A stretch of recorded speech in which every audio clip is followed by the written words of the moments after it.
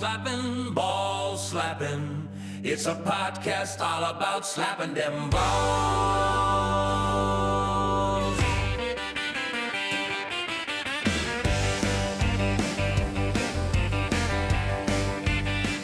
Hello and welcome to Ball Slapping, the only podcast all about hitting balls with various things.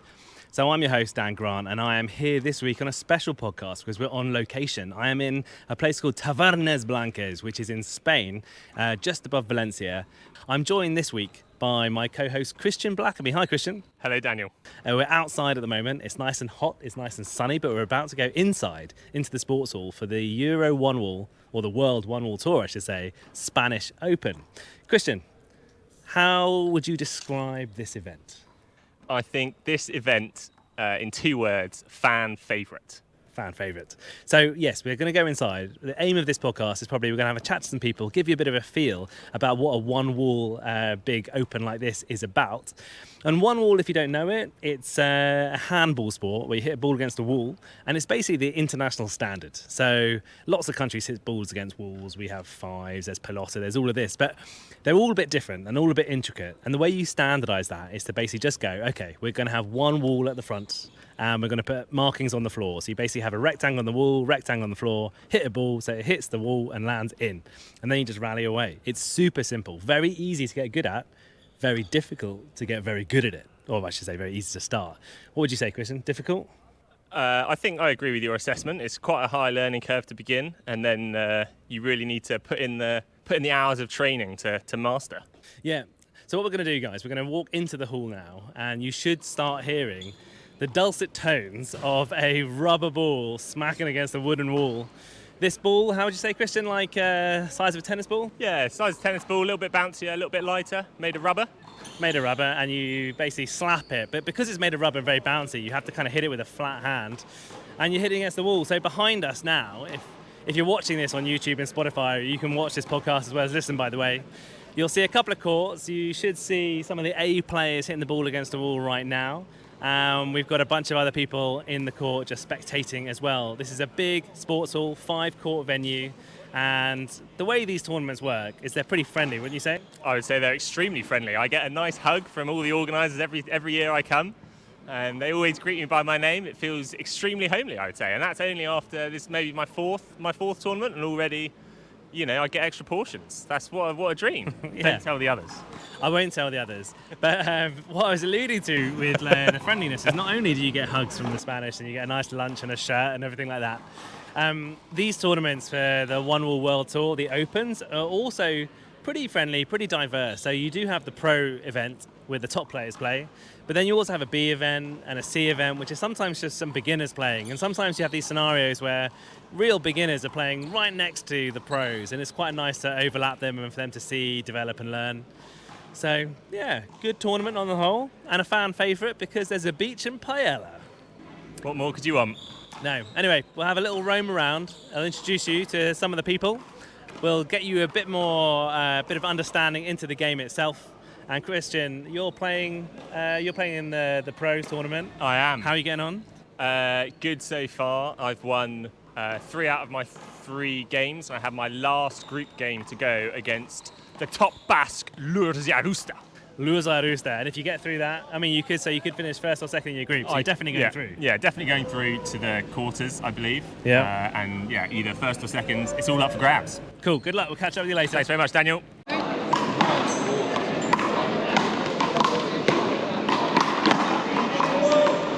Okay, so I've just sat down with Shinan Zhang, the women's GB captain. She's sitting in the tournament desk helping me out as well. Shinan, how are you doing? I'm good, how are you doing? Very well. So Shinan, you are in the Women's Open. Yes, I am.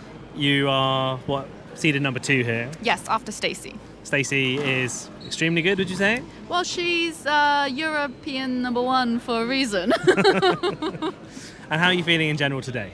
Yeah, good. I like playing in Valencia. These courts are nice. We've done this for the last 3 or 4 years now. The food is great. But yeah, it's good competition, and I love seeing the Valencians here as well. Yeah. What do you like to see in this tournament? Like, why do you think the Spanish Open is such a popular tournament? I think it's a varying degree of abilities. Like you have the Open, but you also have a lot of B players and C players and beginners, and I think it's a really friendly tournament for those people. Yeah, and if you talk us through your journey a little bit. So how did you even start to play, and now how have you ended up here as women's captain?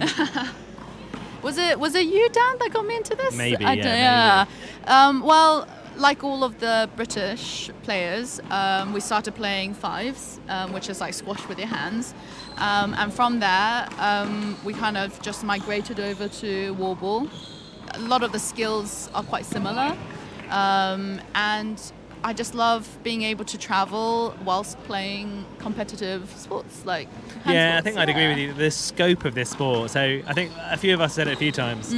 These domestic versions of handball, like, you know, maybe your pelotas or your fives if you're English. Yeah. Technically, they're actually better sports because the more walls you have, Yeah, it's more the interesting. more lines there are there. There's Yeah. more interest in it. This is a very simple version. However, it's good in its own right. I shouldn't disparage one wall too much. It's a great sport in its own right. But the world of it, because like I said in the introduction, we standardise the world, which means that everyone plays this, which now means you can do these tournaments all around the world. And anyone can pick it up. With fives, you know, you can only do a fives tournament in the UK. You can only do Irish handball tournaments in a few little places. Well, if you look at where we are at the moment, location-wise, we're just in a sports hall, and we've put up 5 courts indoors. It's really quite simple. You don't even have to wear gloves if you don't want to. And a ball is a couple pounds, like 1 or 2 pounds, and then you're ready to go. And you get to mingle with a bunch of international athletes and friends, and you'll find sofas to sleep on in different countries for the rest of your life. Yeah, definitely. Well, I think a big part, you say, going back to the point about you saying this is like a slightly simplified game, it may feel like simplified, but it also feels like anything could happen.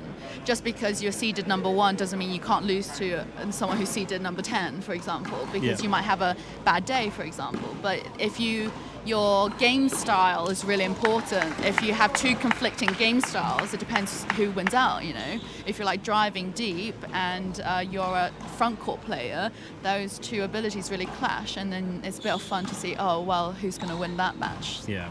And Shinan, so you're in the Women's Open final later, and tomorrow you'll be doing the doubles playing with Stacey. Yes. Number 1 seeds. I think you probably do okay. Well, I played with Stacey last year at the Italian Open for the first time, and I thought we were reasonably successful, and we also played in the men's B, I believe. yeah, reasonably successful viewers. She won.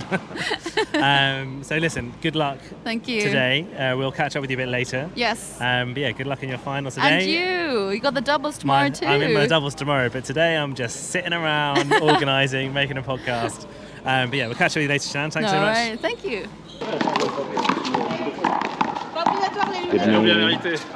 Yeah, my name's Chris Gavaghan. I'm from Mayo in Ireland. Okay, so Chris, you're joining me here. We're at the Spanish Open. Sure. So Chris, your background now, you've been involved in the handball circuit for a long time, done a lot of commentary, a lot of media. Time. Do you want to give a brief background as to who you are? Yeah, so I actually started playing pretty late. I was probably about 17 when I started playing, but I've been involved with handball since then, about 20 years. A couple of years ago, I started getting into the commentary with GAA Handball. And why'd you come to the Spanish Open? Like, what's drawn you down to the bottom of Europe? Yeah, this is my 3rd Spanish Open in a row now. I just love the sunshine and the atmosphere, and the games are always really good. Like the B competition is really competitive, and you know it's good fun. I do like coming out here and having a bit of crack and I say to the sea and stuff like that. You know. Yeah. I'd say, you know, there'll be a bunch of people who are watching and listening at home who won't really know what handball is. They won't have played before. Sure. I've done a bit of a intro, you know, hitting a ball against the wall with your hands. Yeah. Why do you think it becomes so popular? Like, why do people just get drawn to it? It's just like, I think it goes back to, you know, it's ingrained to play games and be competitive in our human nature, and this is as simple as it gets. You know, it's a ball and your hands. This stretches back as far as it's ever going to go. Yeah. I think the one thing is that coming out here is that because we've got guys from Belgium and Spain and France and Ireland and the UK and New York and, you know, Bolivia, you know, like that's one of the best things about handball. You've got all these indigenous games that have their own traditions, their own ways of doing things. Like you would have fives, we'd have 60x30 hardball or softball, and one was just kind of that universal, that kind of standardised everyone, hasn't it? Yeah. So, and I guess you get to meet people from around the world. It's kind of Exactly. nice to see, from a handball technique perspective, it's quite fun to see different techniques and 100%. different ways to implement the sport. Yeah. But from just like a general, why is sport so popular? I find, you're meeting people around the world, you're having a great time. Yeah, and like it's nice to come out and test yourself in somewhere different. Like I suppose I'd be fairly well known on the circuit at home and playing 60x30 and just an average junior player, but like it's nice to come out to a different country and play against someone that's completely different styles of the way that we play at home, and that's always going to be intriguing. And over the last couple of years especially, I've been coming out to a lot of the European Tour events because you want to test yourself outside of your own home courts and your own, handball is like it's always going to have a limit to the amount of players that are good because it's so difficult to win at. Yeah. Like singles games are always going to be hard to win at. Yeah, well, especially since we changed the rules on the tour to be rally points, Yeah. which to be honest is what an awful lot of sports do. Yeah. Because it means the game's more predictable, which is better for Sure. broadcasting and Yeah, things like yeah. that. But rally points make things far more unpredictable because it's very hard to, 100%. it's very easy to go on a run, isn't it? Yeah. And if you look at the standards across the B grades, that like everyone's vying to get into that open position, play against top pros. It's what everyone wants to do. But like the standard of the Bs is so high. Yeah. You've effectively got open players in there, just trying to get back in there for the next tournament. Yeah. Which is always going to be good for the sport. Like. Totally. Just a final word on things like media. So you're at the background of media. So, you'd have seen, we're going to speak to people like Phil and Ten's Finest and people who are broadcasting the sport. But what changes have you seen in the last few years which have been really good for the sport? Like how do niche sports get like televised really? Like I've always said this about working with GAA Handball and doing the commentary on our senior games and our open divisions there. Like it's so much cheaper to make a really good product now. Yeah. And we've got you can set up you've got a GoPro there that can shoot in 4K. You can get 2 mics and you can set up and you already have it set up at less than €1,000. So we've got the right way of doing it. I think it's always been a little bit difficult to make the game look really dynamic. Yeah. And that there's still some. Well, I think some tough things to especially, do. so I think one of the benefits of one wall is that you can make it look more dynamic because because you can get around the court. Exactly. I think, And I think we did a pretty good job at the World I think Championships. it's amazing because also you had a high angle, and I think High a high angle is like, some Yes. people in America might disagree with me, but I definitely think a high angle is the best. I think it's brilliant. But you can And- get around, you can do your action replays. I think when you're doing the smaller court games, you have the same problem squash has. You're very confined. And now you look at squash and the way they've got their setup with glass walls and the way that it's all set up. There's a lot, and they have a lot of money behind it. But it shows it can be done to a high level. I think we have a pretty good product with GAA Handball, and we've got an amazing arena in Crow Park to fill them in. And say WPH in America do a really good job with the Pro Tour there, and Dave Vincent has been revolutionary. But the best thing about this media landscape and working in this broadcast, we're already ahead of the curve. All sports are going to go to streaming. Yeah. We're already doing it. So, but it takes a lot more collaboration to make it happen. And I think that look, I think that's the hardest thing, coming together with it.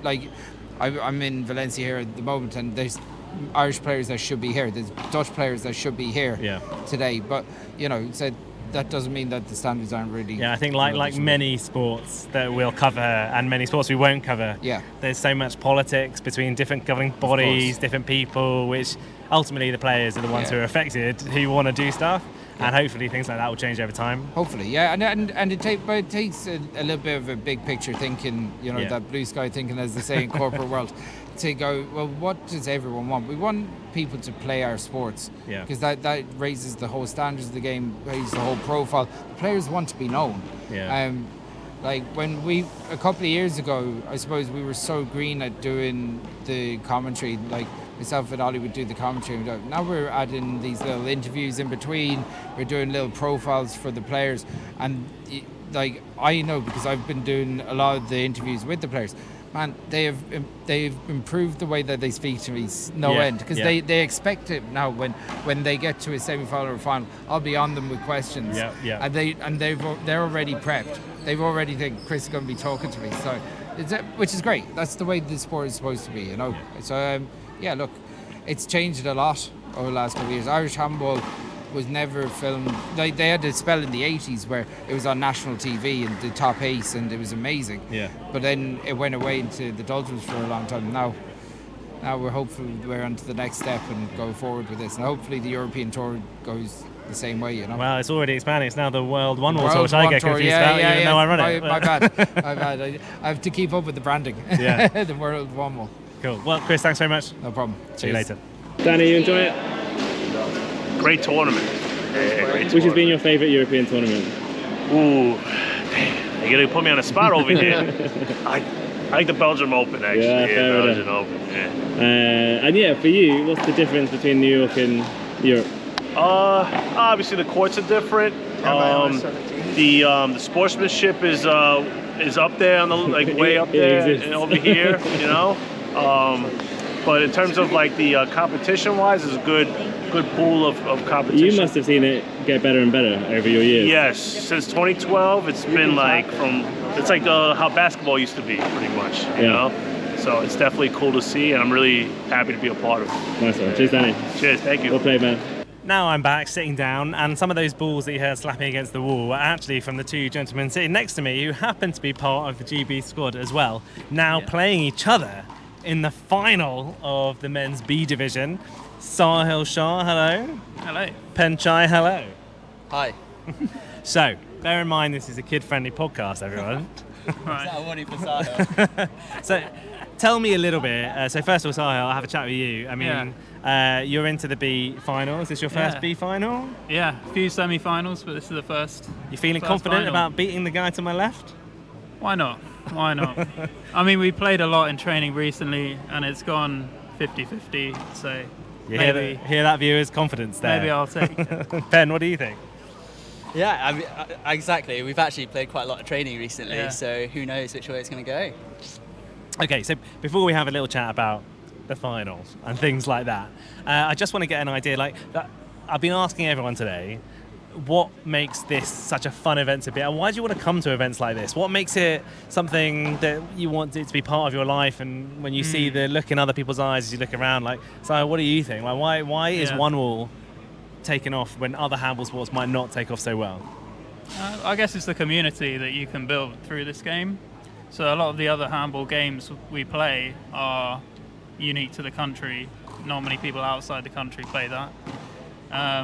Whereas with One Wall, you can build a real strong community. Penn, not only someone who has been playing, but you've done your fair share of organising and helping and things like that as well. Like, what's your view of things over the last few years? Why have you decided to ramp up into this sport in particular? Probably because I'm pretty awful at all the others, Daniel. I didn't really have a choice. But no, like, it is a fun community. We're in Valencia, the sun's shining. Back in the UK, it's probably raining at the moment, but you know, people are hitting the beach at the moment. There are a couple of guys outside having some nice beers. You see people that you see throughout the year. They're really nice, friendly people. If you're into handball sports, then you learn so much from them as well. The Irish, how they hit a ball, the Basques, absolute machines. So it's really cool. What do the Brits bring to the table? That's an excellent question. A lot of sunscreen. And I would say, behind us the men's C finals going on now for my here, so we'll have a look at that in a second. I had a question for you, Penn, about some of the other things that it unlocks. So, we play handball sports in the UK, we play handball like One Wall around the world, but that has actually opened up doors. And if you go onto the Ball Slaps YouTube channel, you'll actually see Penn in one of the most recent videos, because it actually opens doors into playing other sports as well. Yeah, absolutely. So it's really nice, like, we played this, and off the back of that, we quite often get invited to loads of other tournaments, throughout Spain and the world. I believe you're going to Mexico? I'm going to Mexico, yes. Yeah. And we get supported to go out to play these real cool sports that are quite similar to what we do, meet loads of people, eat great food. It's a great time. Do you guys think, are there any other sports which really there's loads of different variations, but it kind of unites and you can travel and do different varieties. I can't really think of many, like maybe athletics, where you can do different things, but you kind of specialise into it. I think handball sits in this odd place where you might play one code, but that welcomes you into every country that does slightly different codes, and you can still kind of do it and have fun. It's what do you think? Yeah, I mean, I think every country has a version of the game where you hit a ball against the wall, just in different varieties, right? So that would allow you to bring together people from different codes. Thinking of other sports, I mean, none come to mind off the top of my head, but that's maybe because there's more of a unified code, I guess, to those sports. Yeah. There's not so many varieties. I agree. Like, for us, I know some of you guys on Monday morning are going out and trying some new sports as well that we've been invited to. Conversely, we've invited all the Spanish at that Terrell tournament and here as well. If you ever wanted to try rugby fives, Winchester fives, Eton fives, come over to the UK. We'll show you the sport. You'll have a great time.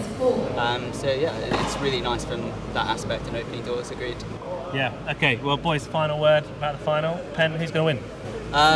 If I lose, and given we're playing doubles tomorrow, I'll spank every ball into the floor deliberately.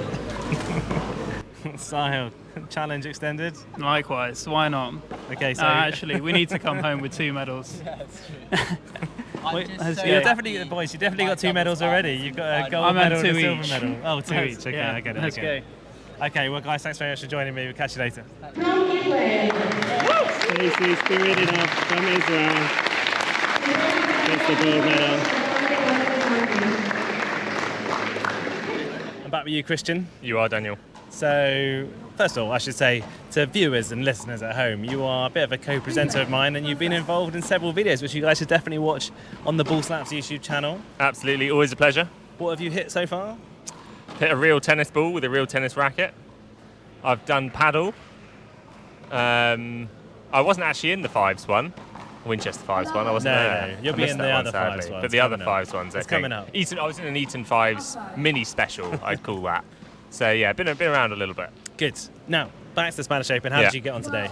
Today I got knocked out in the semi-finals by another Brit, Luke Thompson. Is he good? He might be covered on this podcast at some point. He's not bad, yeah. He's also annoyingly particularly good against me. He's one of those players who he's quite a confidence player, I would say. And given that, he plays me once or twice a week and has done for the last few years, and I've won. I was trying to think about this. I reckon 1 in 20 matches I will win, but always in training. Right. I've never beaten him in a tournament. So I think when he steps on court, he looks very comfortable. Well, I've beaten him in a tournament, Christian. But then again, when he started, he was only 5 years old. Anyway, and so we spoke to a lot of people today about why the Spanish Open feels so good, Sun, Sea, whatever. Like, how would you compare it to other one-wall stops? I think it usually has quite a broad entry, which is nice. So you've got a big field of like the B division and also like the over 40s and things. So it feels like there's quite a good mix of people. Yeah. So it's usually like quite a big draw. You have both inside and outside, which is kind of nice. A little bit hot if you're outside pushing through, but then they come in and then they play. Seeing behind me, you see like the C guys who played the morning outside, and now they're playing their final on the show court. So that kind of stuff's really, really nice. Yeah. And so the other stops on the tour, we go all around Europe. Yeah. We do stuff in the UK as well, which is always great. But over the summer, you went to like the home of one-all handball. You went to New York. I did. What does that feel like? I enjoyed my time in New York immensely. I think the big difference is the sheer number of players that you can play against at pretty much any level. But for me, I would say the kind of like upper middle level, particularly, where in Europe, it's tough to organise lots of games against people who are a similar ability. So you come to a tournament here and it's quite good because you have, like maybe 5 other people you can have good games against. But in New York, I can tip up to one of 10 to 20 locations on a random Tuesday, Wednesday, Thursday, whatever, at 3 p.m. and there'll be a dozen people I can play against of a similar level. So I think that's the big draw of it for me anyway. Yeah, and also I guess the big draw as well is that because of American overconfidence, yes, you can earn quite a lot of money, can you not? You can. So fun fact for you, Daniel, I'm the worst performing player in King of the Court's history because I lost my first round match, which wasn't even a round. It was a pre-round, which was added last minute to Brian. Shout out to Brian, he played very well. So I lost my first game, and that's out. It was a straight knockout. But then you just go around the other side, and then I continued, and I played 12 more matches, each for $20, and won 10 of them. So it turns out to be quite a lucrative event, even if you're not very good in the actual tournament. Well, I think it's that American overconfidence, isn't it? I mean, I've told you before, but I'll tell the viewers at home. The first time I ever won money in New York, I used to train in New York a lot, and I went to the mecca of what 1 All was on West 4th Street. I don't think it's the mecca, well, it's still the mecca, but no one goes there anymore. But I was training down there, and I was waiting for one of the top players in the world to come and like teach me some stuff, because I was still kind of up and coming. And I think he must have been like a 13 or 14-year-old kid came up to me, and he was just like, yo, you want to play for money? And I was like, no. He was like, yo, I play for $20. And I was like, no. I'll play you for free, because I'm English, right? I'm nice. I'm a nice person. I was like, I don't want to play for money. And I looked at him and I was like, you're half my size and you're a kid. Like, I'm not playing you for money. He was like, yo, you got to pay me for $20. I was like, are you sure you want to play me for money? And he was like, yeah, I play you for $20. So I was like, okay. So I played like a child for money. Yeah. And I beat them. Yeah. And I took his $20. And it feels good, doesn't it? It does. And I got some froyo. And I'd like to say he learned his lesson, but I bet he didn't. I bet he's gone out and he's still like playing. You probably got money off him at King of the Courts. But yeah, it's quite amazing, the Americans. And even when we come to the European tour, we get a lot of messages from people being like, yo, I smoked these guys, I beat them. You're like, then they turn up and they lose in the C grades. What a way to live. I know. But it is fun. And I think especially as a European, as long as you go there with your eyes open, you can have so much fun.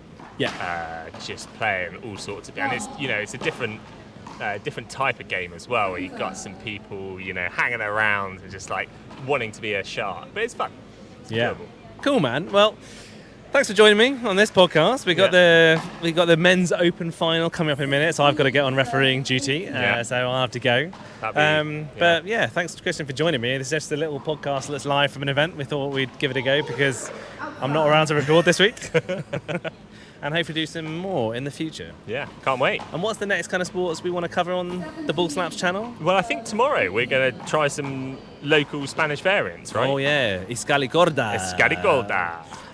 So that should be fun. Anyway, do a video about that. Christian will be in it. We'll see if he can beat me this time. I suspect he probably will beat me on this one because I think being tall helps. And if you can't see him, this guy is like 9 foot tall. Anyway, thanks a lot, Christian. Thanks, Daniel. Thanks for listening at home. We'll catch you later. Bye-bye.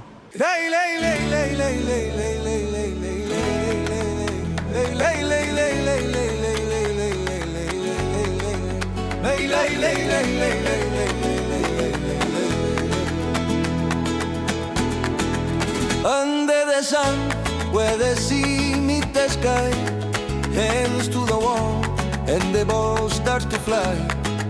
Echoes of laughter drift through the square, rackets and rhythm and joy in the air. Ole Valencia, hearts on the line. One wall, one dream, one perfect time. From sunrisers to the twilight goes, we play with love on the Valencia walls. Champions rise with a smile, not a frown. Doubles and singles, the best all around. Mixed teams dancing, friends hand in hand. The spirit of sport runs strong in this land. The women who run it, fierce and bright, guiding the games from morning to night. Paella is steaming, the crowd's all into.